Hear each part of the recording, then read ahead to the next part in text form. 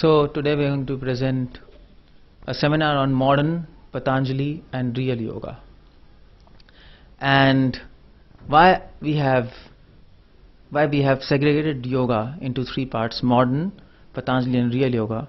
You'll come to know because nowadays there are various people, various modern gurus, new age gurus, and who teach yoga, but they're not teaching according to the traditional system. And that is why we have segregated yoga into three categories. Okay, so what is modern yoga? Modern yoga is, if you want to remember modern yoga, just remember this number 2 by 8. This is modern yoga. What that means? That means traditional yoga has 8 steps, but modern yoga, what these modern yoga teachers do, they conveniently delete all other steps and just keep 2 steps. That is why I have kept this number 2 by 8. What I mean by this? What I mean is that you can see the slide. You can see various postures here. They are complex postures, and modern yoga is all about asanas, complex postures, some pranayam, and then little bit meditation. So that is why these modern yogis, new age gurus, they teach just 2 steps, maximum 2 steps. That is asanas, these kind of complex postures, and some pranayam. Well, if you want to put one name for modern yoga, that's gymnastics or aerobics, because they are not following the traditional system of yoga.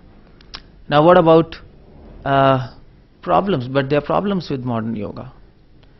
These are the problems with modern yoga. There are 4 problems. First of all, because modern yoga or modern yogis, they are not following the traditional system of yoga. They are just doing some asanas. They are just jumping here and there. That's all. According to traditional yogis, if these yogis happen to come from India to America or to 𝗙𝗪𝗪𝗃 and Haridwar, where these yogis are sitting, these modern yogi shops are there, they would just laugh at them. There are problems. There is no real aim with these modern yogis. They do yoga just for health or for some kind of peace or some kind of divine experience. That's all. But traditional yoga, the aim of traditional yoga is liberation, and modern yoga doesn't offer that. Second thing is the peace they feel, these yogis, these modern classes, modern so-called yogis, the peace they feel, that's temporary. It's just a euphoria. That's all. They feel some peace, satisfaction in their mind, but it comes and goes. That's it.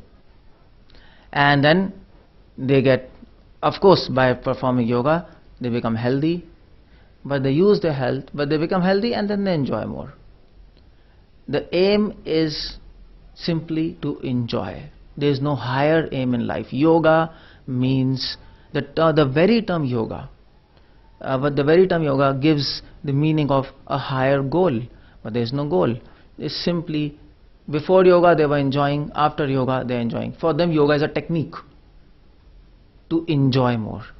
And fourth is, well, because modern yogas only believe in some kind of postures, some kind of asanas, what happens? These people do yogas and then they get fractures, ligament tears and slip discs. I have myself seen many people who practice these yogas and these complex postures, upside down, inside out, and they get slip discs. In fact, I also practiced these yogic asanas, and once I also got slip disc and had to suffer for 6 months. So these are the various problems with modern yoga. What about traditional yoga? Traditional yoga is called as Patanjali yoga. You can see the slide. If you want to remember traditional yoga, you should remember two numbers, number 8 and 4,444. That's all. Just like modern yoga. If you wanted to remember, you should remember 2 by 8 asanas, pranayams. But traditional yoga, you have to remember these 2 numbers, 8 and 4,444. What this number 8 signifies? 8 signifies that there are 8 steps in Patanjali Yoga, traditional yoga. And as I told before, that modern yoga, modern yogis or new age gurus, they conveniently delete other 6 steps, just keep 2 steps out of the Patanjali Yoga. Why they do that? Because other steps are difficult to follow. If they also start preaching other steps, then their shop will close. Their business will close. But traditional yoga is not like that. There are 8 steps. 8 steps means yama, niyama, asana, pranayam, pratyahar, dharana, dhyan and samadhi. These are 8 steps. I'll come to this in just a few moments. But traditionally yogis were supposed to follow all these 8 steps. And what is this 4444? If anybody asks you what is Patanjali Yoga, just remember this number, because there are 4 books for yoga, 4 chapters, 4 sutras and 4 problems. That's it. So what are these? Let's have a quick look. This is a slide where you can see there are 4 books for yoga. 4 books are Shiva Samhita. So first book is Patanjali Yoga Sutra, which is the Bible of yoga. Every traditional yogi, every good yogi, he reads this book under a teacher, understands this and follows it properly. And then there are books such as Shiva Samhita, Gherand Samhita and Hatha Yoga Pradipika. These 4 books. There are 4 chapters, chapter 1, 2, 3, 4. First chapter is Samadhi Path, which means focusing mind. Second chapter is Sadhana Path, how to focus your mind, how to control your mind. Third chapter is Vibhuti Path. If you control your mind properly according to the system of Patanjali, not just modern system, modern yogis doing postures, then you'll get some mystic powers. And fourth is 𝗙𝗲𝗪𝗀 Path. The goal of Patanjali Yoga is liberation from this material world, liberation from body. And what about 4 sutras? These are the 4 sutras which you should know. And these are first chapter and second verse, first chapter 23rd verse, first chapter 24th verse and fourth chapter 34th verse.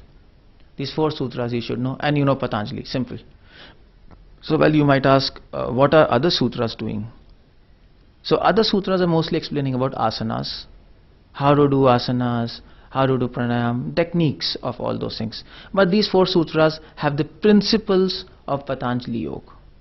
And what this means, first sutra is first chapter, second verse, Yoga Chitta Vritti Nirodha. You can see in the slide. Yoga Chitta Virodha means, Yoga Chitta Vritti Nirodha means, yoga means according to Patanjali, Chitta Vritti means mind, Nirodha means stop. Stopping the desires in mind, that is yoga, he defines. Second sutra is first chapter 23rd verse, Ishvara Pranidhanatva. So Patanjali says how to control your mind, stop your desires, focus your mind on something.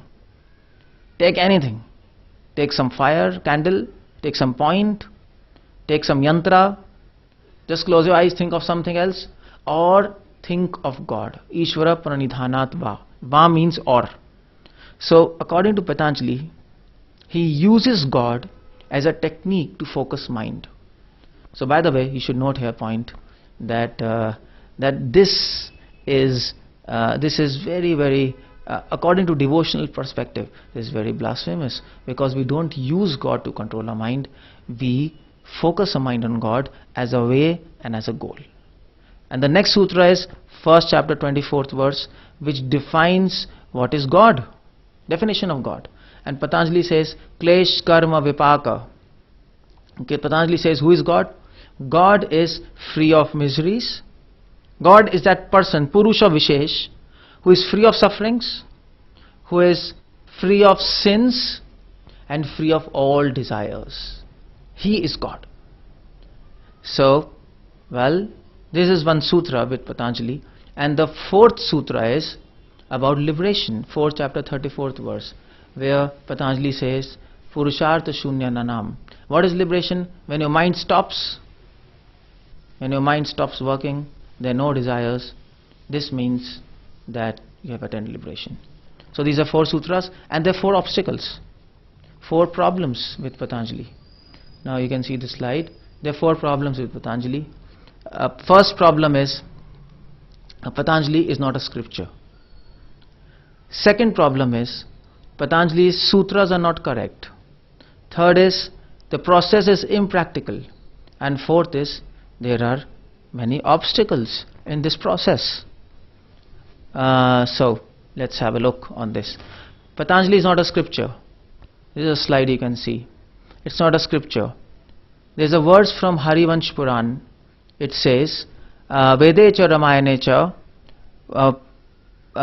Purane Bharate tatha Adiyante cha Madhye cha Hari Sarvatra Giyate. According to scriptures, according to Harivansh Puran, what is a scripture? Scripture is Vedas, Ramayana, and then Puranas, 18 Puranas, and then Mahabharata. That's all. And of course Valmiki Ramayana. This is scriptures. These 4 books constitute scriptures. Vedas, 4 Vedas, Rig, Sam, Yajur, Atharva, Ramayana, Valmiki Ramayana, 18 Puranas and Mahabharata. Any other scripture, any other book is not called a scripture. You can note there is no name of Patanjali Sutra here. So it's not a scripture. And neither this scripture speaks about Hari. This verse clearly says the conclusion of all scriptures is Lord Krishna. But this Patanjali Sutra, he never mentions even one word about Lord Krishna when he defines God. Okay, so what's the next problem with Patanjali? Its sutras are not correct. So I have already explained about those sutras. Yoga, first sutra. These 4 sutras we have talked in detail, but let me just summarize these 4 sutras. The problem with Patanjali is the Patanjali's definition of yoga is not correct, as you can see in the first sutra. According to Patanjali, yoga means stopping desires, but according to Gita, yoga means focusing your desires on God. So there's a problem. Second, according to Patanjali, he uses God to focus his mind. According to Gita, according to Vedanta, you focus your mind on God. You don't use God. Third is Patanjali defines God in this verse, in the first chapter, 24th verse. He defines God as free of all sins, desires and sufferings, but Gita and Vedanta describe God as creator, maintainer and destroyer. God is not a living entity that he becomes free of sin. There is no sin for him. And fourth is Patanjali defines liberation as stopping your mind, cessation of all desires. Vedanta, Gita describes liberation as attaining love of God. So Patanjali Sutras are not correct, means not in line with Vedantic philosophy, with Gita. Okay, next problem with Patanjali is the process is impractical. It's a Patanjali process is it's a very detailed process. There are 8 steps: yama, niyama, asana, pranayama, pratyahara, dharana, dhyana, samadhi. Process very impractical. The first 2 steps, yama, niyama, you have to have a lot of self-control, brahmacharya. You have to speak truth, satya. You have to follow non-violence. Blah blah blah. There's so many things you can see on the slide. And then that is called niyama, niyama, rules, regulations. And then afterwards you have to control your mind, pratyahara, dharana, you have to focus your mind, and dhyana means samadhi. So it's very impractical. It's difficult to do in this age where mind is so uncontrolled. That's why these modern yogis, what they do, they delete yama niyama, first 2 steps. They keep the middle 2 steps, asana, pranayam, and then pratyahara, dharana, dhyana, samadhi they delete. So only 2 steps left. That is by modern yoga I defined as 2 by 8. And next is there are so many obstacles. For example, if you do Patanjali yoga, you will get good health. So you will feel proud of your good health. You will feel peace and satisfaction. You will become attached to your good health. And then because you follow morals in traditional system, so people, practitioners of yoga, they can be stuck on moralistic platform. Or if you advance, you can as you advance you get mystic powers, so that intoxicates your mind and deviates you from the goal of liberation. And the fourth is spiritual suicide. If you practice yoga properly, there is a chance that you attain impersonal liberation. Now I'm not going to go in details of that, but that's very dangerous. According to Vedanta, that's a trap. So there are problems. We don't get liberation. We don't attain love of God. So this is one verse from Srimad Bhagavatam which summarizes yoga in one verse, and this verse summarizes that well, by practicing yoga you can attain peace and satisfaction for some time, but you will never be able to control lust.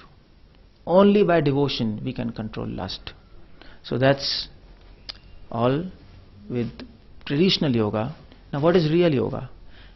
If you want to understand what is real yoga, you can remember the number 3, because real yoga has 3 important points, and real yoga, the definition of real yoga is there in Bhagavad Gita. Now what does Bhagavad Gita say? Bhagavad Gita says the aim of real yoga is threefold: to control senses, to purify activities, and to link oneself to Krishna in reciprocal relationship. Now what that means, if you want to remember real yoga, just remember 3 lines of Gita. To control senses, that's there in Bhagavad Gita 2nd chapter 48th verse. Samatvam yoga uchyate. Yoga means to control senses, to balance your mind, to balance your senses. That's yoga. When you perform your duty, when you perform your actions, your mind and senses should be controlled, should be refrained from all attachments of this material world. So real yoga entails that practitioner should control his senses. He can't do anything, whatever he wants. But remember, in modern yoga, you can do anything. You can even do sex while doing yoga. And there are schools, sex yoga. That's funny. But that's not yoga, as I told, that's just gymnastics. Second sutra you should remember, Bhagavad Gita, 2nd chapter, Yoga Karmasu Kaushalam. Yoga means to purify activities. Yoga means the art of work. How to do work in such a way so that you achieve the goal of life, love of God. And third sutra you should remember is, yoga means Yogam Yunjan Madashraya, to link yourself with Krishna. Yunjan means linking. How to link with God? Link with love and devotion. This is what is real yoga. And thank you very much for listening this lecture where we have discussed about modern yoga, traditional yoga, real yoga. Please try to practice real yoga, read Bhagavad Gita, Vedanta properly. Don't get confused by these modern yogas, new age gurus, and even traditional yoga. Traditional yoga, the term might be traditional, but the concept might be wrong. You have to be careful, you have to read the book properly and compare it with the line with Vedantas and scriptures. Thank you very much. Hare Krishna.